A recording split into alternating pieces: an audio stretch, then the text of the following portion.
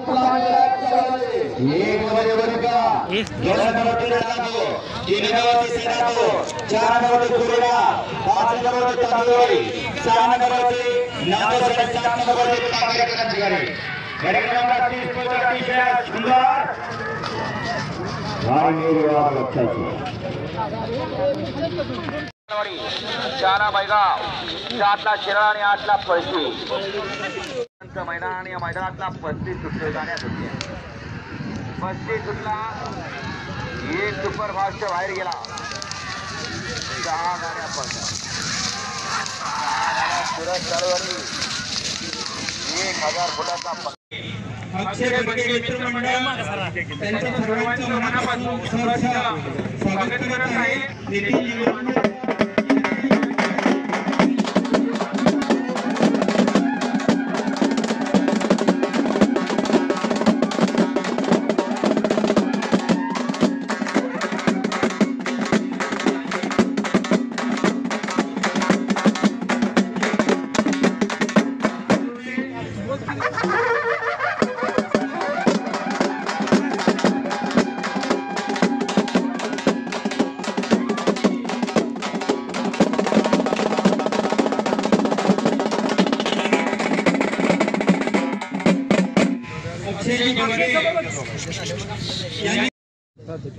या शर्यतीवर बंदी आणली होती आणि कोरेगाव साताराकडे सगळे संघटनेच्या या अपिला विरोधामध्ये बैलगाडा मालक आणि आम्ही सगळे शेतकरी गेलो होतो।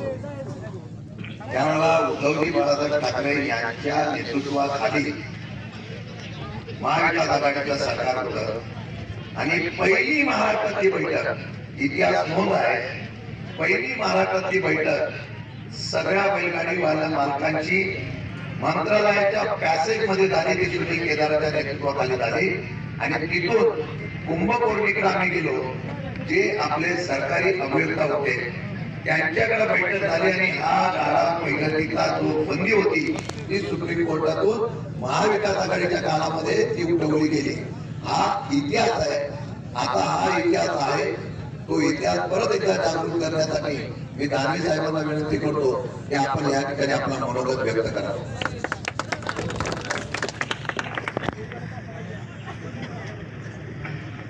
महाराष्ट्राची कुलस्वामिनी तुळजाभवानी सह्याद्रीचा जाणता राजा छत्रपती शिवराय हिंदुहृदय सम्राट शिवसेना प्रमुख श्रीमान बाळासाहेब ठाकरे यांना मानवंदना।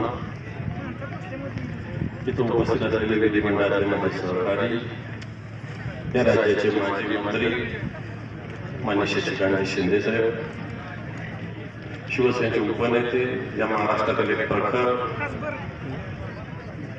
वक्ते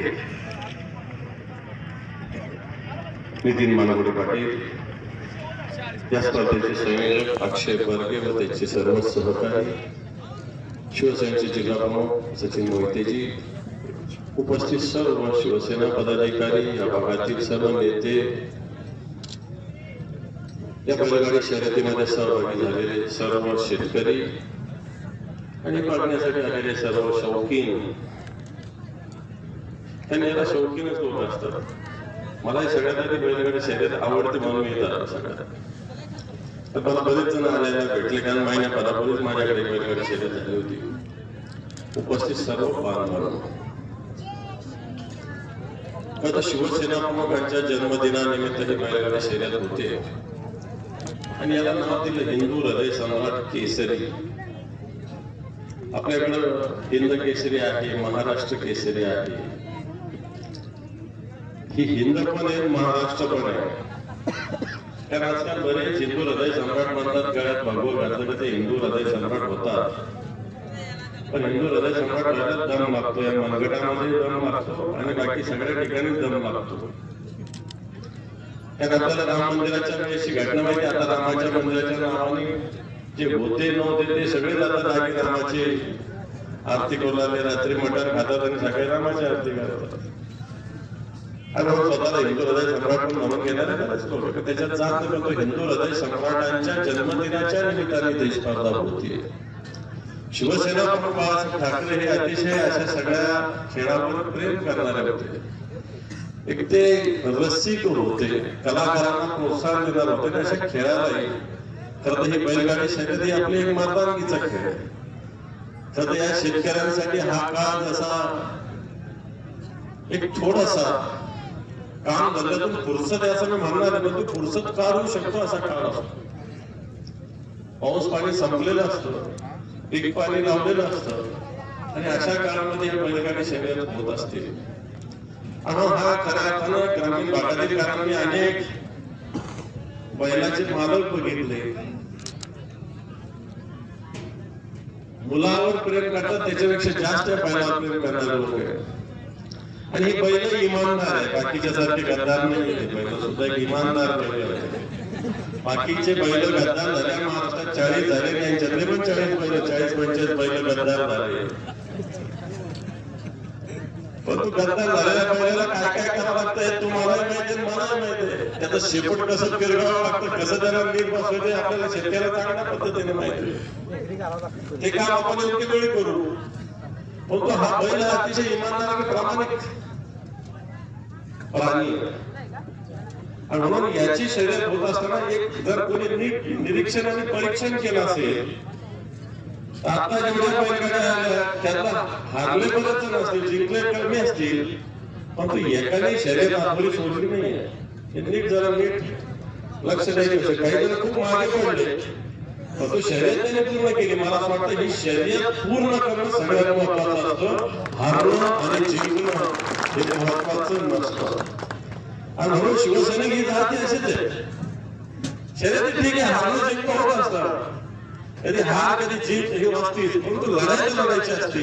आणि म्हणून ती लढायला उतरलेले शिवसैनिक आहे. मग हा अक्षय सुद्धा त्याच्यातच एक शिवसैनिक लढायला लढायची असते. जिंकणारे हारलं तर आपण सगळे छत्रपती शिवरायांच्या वंशज, आपण जीत आणि हार बघितलेली, आपण तह सुद्धा बघितलेले, छत्रपती शिवरायांनी तह सुद्धा केलेले आपण बघितलेले. परंतु मला असं वाटतं लढाई लढणं महत्वाचं आहे. निष्ठावानाची लढाई छत्रपती शिवरायांनी लढलेली, मुरादबाजीच्या बळावर लढलेली आहे, तानाजी भानुसरेच्या बळावर लढलेली, बाजी प्रभूच्या बळावर लढलेली आहे, येसाजी कणकाच्या बळावर लढलेली. आणि म्हणून मला असं वाटतं लोक इतिहासामध्ये निष्ठावानाला लक्षात ठेवत असतात. गद्दाराला, गणोजी शिर्केला किंवा खंडोजी खोपडेला लोक लक्षात ठेवतात. यांचा इतिहास छोटासा असतो. आता 7-8 महिन्याचा इतिहास यांचा मोठलेला आहे, तो कधी संपेल, येणाऱ्या कधी बरोबर जाईल हेही कळणार नाही. त्यामुळे शिंदे साहेब, मी विरोधी पक्ष नेता आहे, तुम्ही पण ज्येष्ठ नेते आहात माझ्यापेक्षा, मला माहिती आहे. मंत्री झाले येणाऱ्या वर्षी जेव्हा शर्यत होईल तेव्हा आपण दोघे विरोधी पक्षात नसू, एवढाच आपण सगळे मिळून संकल्प करू.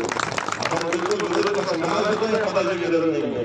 येणाऱ्यात आपण विरोधी पक्ष नेता नसू हा संकल्प मागतो शिवसेना प्रमुखाच्या या जन्मदिनाच्या निमित्तानं आपण करू.